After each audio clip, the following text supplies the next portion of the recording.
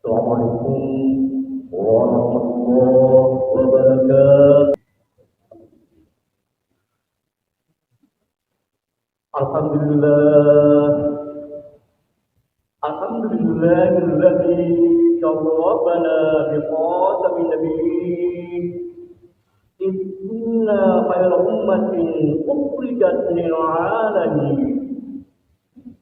Asyhadu an la ilaha illallah wahdahu la syarika lah, al-malikul haqqul mubin. Wa asyhadu anna Muhammadan abduhu wa rasuluh, as-sadiqul wa'adul amin. Allahumma salli wa sallim wa barik ala sayyidina Muhammad wa ala alihi wa sahbihi ajma'in. Amma ba'd fa ya ibadallah, usikum wa iyaya bitaqwallah wa ta'atihi la'allakum tuflihun. Qala Allah Ta'ala fil Qur'anil Azim wa huwa as-sami'ul 'alim. A'udzu billahi minasyaitonir rajim. Bismillahirrahmanirrahim. Alif lam mim. Dzalikal kitabu la raiba fihi hudal lil muttaqin. Alladzina yu'minuna bil ghaibi wa yuqimuna as-salata wa mimma razaqnahum yunfiqun.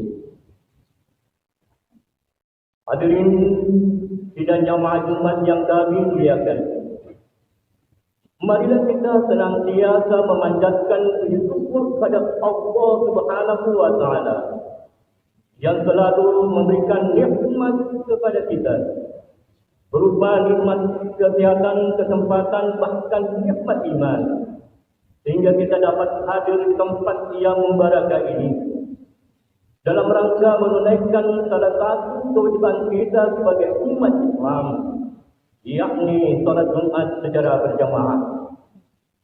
Salawat dan taslim atas junjungan Nabi besar Muhammad sallallahu alaihi wasallam sebagai nabi terakhir, contoh teladan bagi seluruh umat manusia.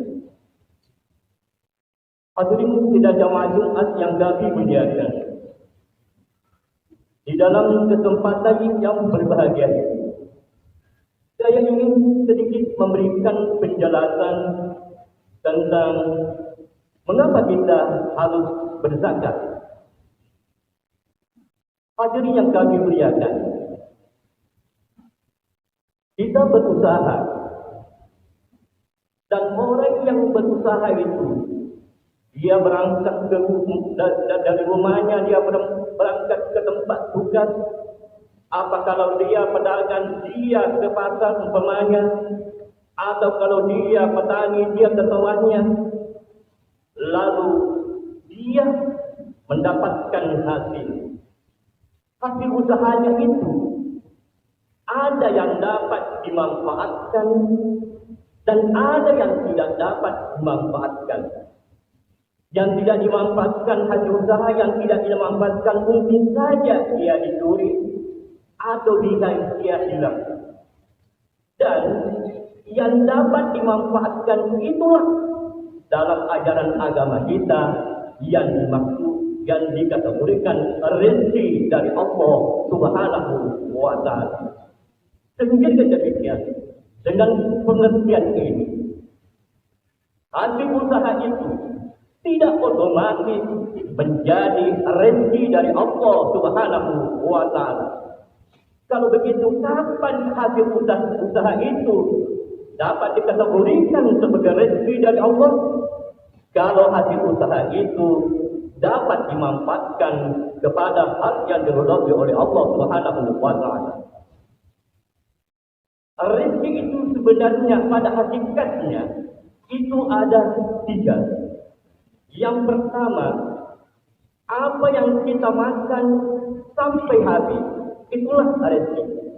Kalau kita makan nasi atau umpamanya kue dan seterusnya, lalu habis.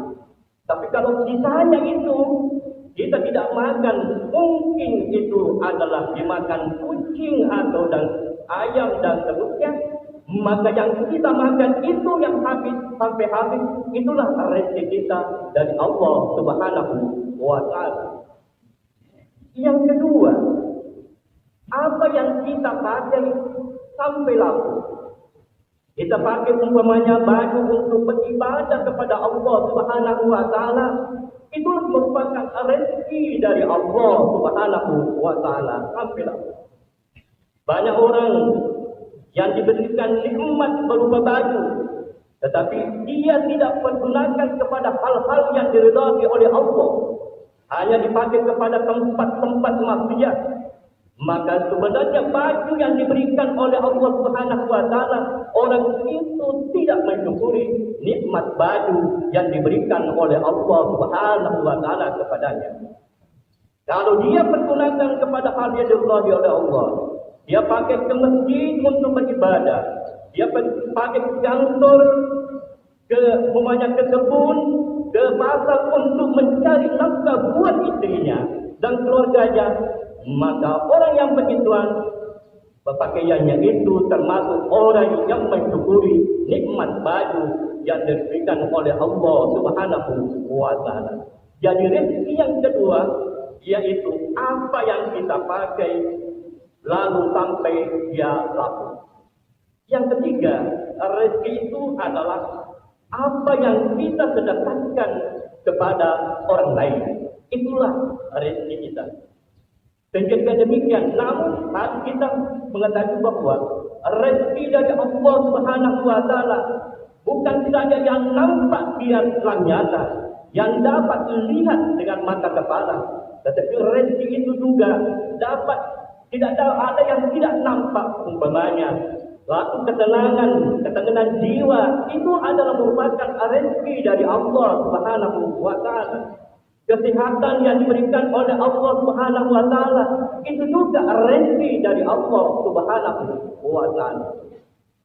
Teman yang banyak umpamanya sehingga menimbulkan ketenangan jiwa, itu juga merupakan rezeki dari Allah Subhanahu wa Ta'ala.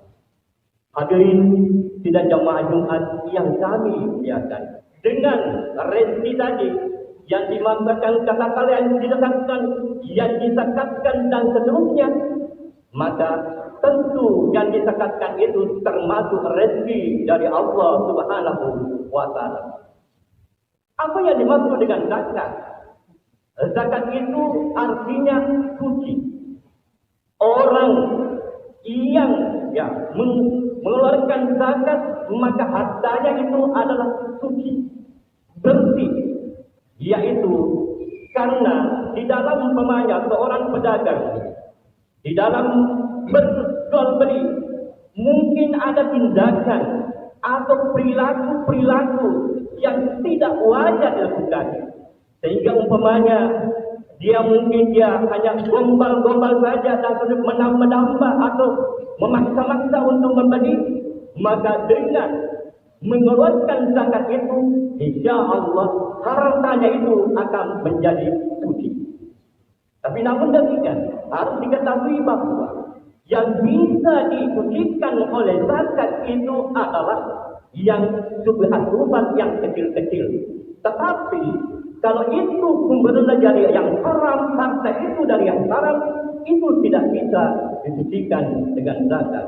Katakanlah dia hasil korupsi dan seterusnya, hasil perampokan, maka itu tidak dapat disucikan dengan zakat. Yang dapat disucikan oleh zakat hanyalah hal-hal yang subhat dan yang tidak elok dilakukan oleh manusia, katakanlah itu penjual dan seterusnya. Kemudian yang kedua, zakat itu berarti berkembang, berkembang.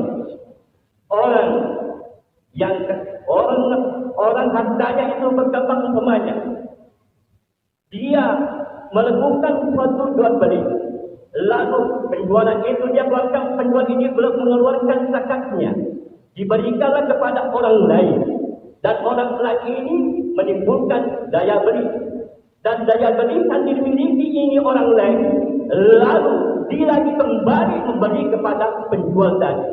Sehingga dengan demikian, kalau dia berzakat itu, maka bahannya hartanya itu berkembang. Sehingga dikatakan az-zakah itu artinya suci atau berkembang. Hadirin tidak jamaah Jumat yang kami muliakan. Lalu yang kedua yang kita harus pahami, mengapa Allah Subhanahu wa taala mengharuskan mewajibkan kita zakat? Minimal ada 3 yang harus kita perhatikan. Pertama, semua hasil yang kita dapatkan itu ada keterlibatan orang lain. Ada keterlibatan orang lain. Umpamanya, seorang pedagang, dia berangkat ke rumah, lalu menuju ke pasar, itu ada keterlibatan orang lain. Di jalanan, kalau itu kacau, tentu dia akan menghambat perjalanannya pedagang dari rumah. Sehingga dengan demikian ada lalu lintas yang menjaga, karena adanya lalu lintas ini, maka orang-orang pedagang akan lancar jalannya menuju tempat kerjanya. Begitu juga, kalau ada penjual, tentu ada pembeli. Sehingga dengan demikian, dengan adanya pembeli, maka penjual ini akan mendapat keuntungan. Sehingga dengan demikian, wajar sekali kalau orang itu mengeluarkan zakatnya. Kenapa dia mengeluarkan zakatnya wajar? Karena dia dapatkan harta itu berdasarkan karena adanya keterlibatan orang lain. Kemudian yang kedua,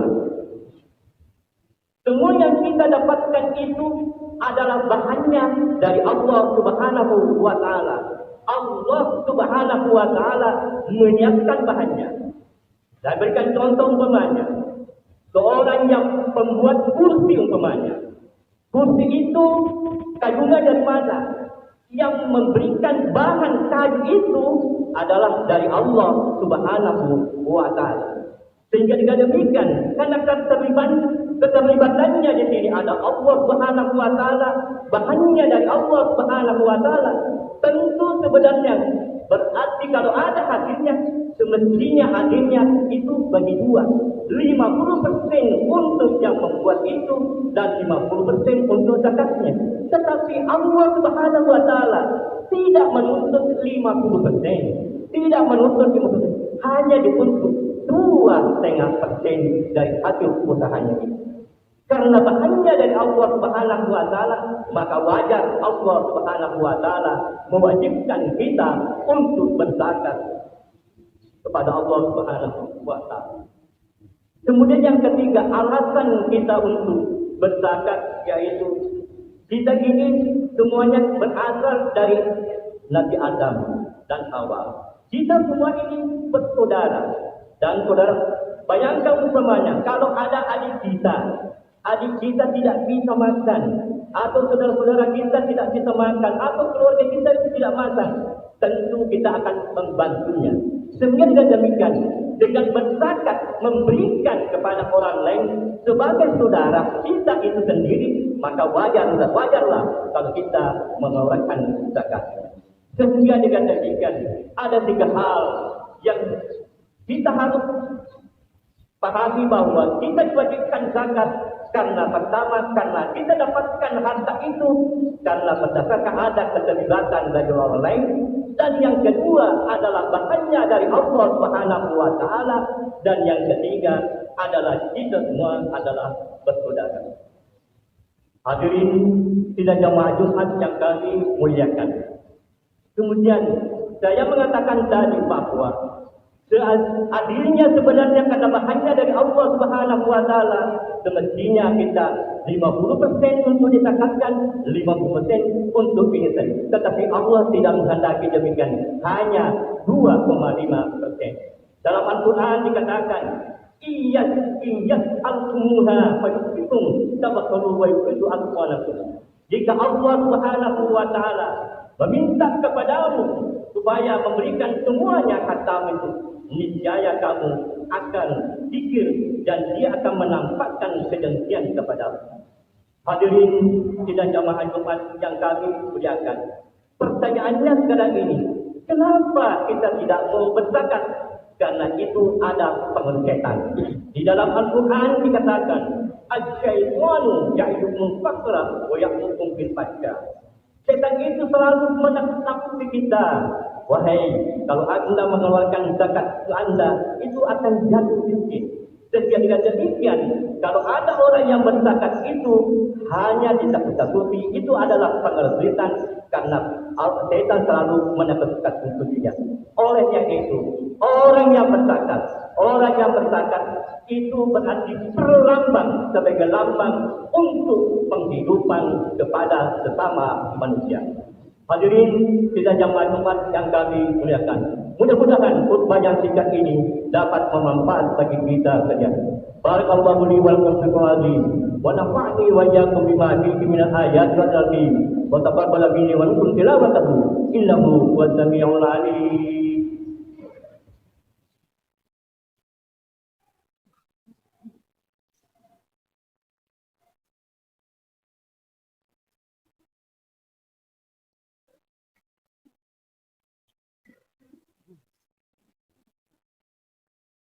Alhamdulillah, alhamdulillahil fa'il mudah. Wassalatu wassalam ala sayyidina Muhammadin safwatil abrar. Asyhadu an la ilaha illallah wa asyhadu anna Muhammadan abduhu wa rasuluh. Allahumma shalli wa sallim ala sayyidina Muhammad wa ala alihi wa ashabihi sadatil anbiya. Amma ba'd fa ya ibadallah, ittaqullaha fis sirri wal 'alan. Waqtulunna salati wa salam ala rasulillahi nabiyina Muhammadin sallallahu alaihi wasallam. Allah Ta'ala, inna Allaha wa malaikatahu yusalluna 'alan nabi ya ayyuhalladzina amanu sallu 'alaihi wa sallimu taslima. Allahumma shalli wa sallim wa barik ala sayyidina Muhammad wa ala ali sayyidina Muhammad kama shallaita wa sallamta wa barakta ala sayyidina Ibrahim wa ala ali Ibrahim fil 'alamin innaka Hamidum Majid. Allahumma anil batul khulafa Abi Bakr wa Umar wa Uthman wa Ali wa ghairihim mimman jahadu fi sabilillah wa difa'i anhum amin ya rabbal alamin. Allahumma innaka ta'ibin wa bi 'abdika raghibin wa aminna bi dhalika wa tawallana bi nasrika wa wal umurana khiyarana wa la tuwalli umurana shirarana. Allahumma ansur man nasara din waqtul man fadala muslimin waj'alillahumma barzana hadhihi aminatan mutma'innah wa da'ira kullani muslimin. Allahumma ighfir lil muslimina wal muslimat wal mu'minina wal mu'minat al-ahya'i minhum wal amwat innaka sami'un qarib mujibud da'wat ya rabbal alamin. Rabbana atina fid dunya hasanah wa fil akhirati hasanah wa qina adzabannar. Ibadallah, inna Allaha ya'muru bil 'adli wal ihsan wa ita'i dzil qurba wa yanha 'anil fahsya'i wal munkari wal baghi ya'idukum la'allakum tadhakkarun. Wadhkurullaha la'allakum yadhkurun wadhkuruhu la'allakum yazkurun was'aluhu yutikum wa la dzikrullahi akbar wallahu ya'lamu ma tasna'un.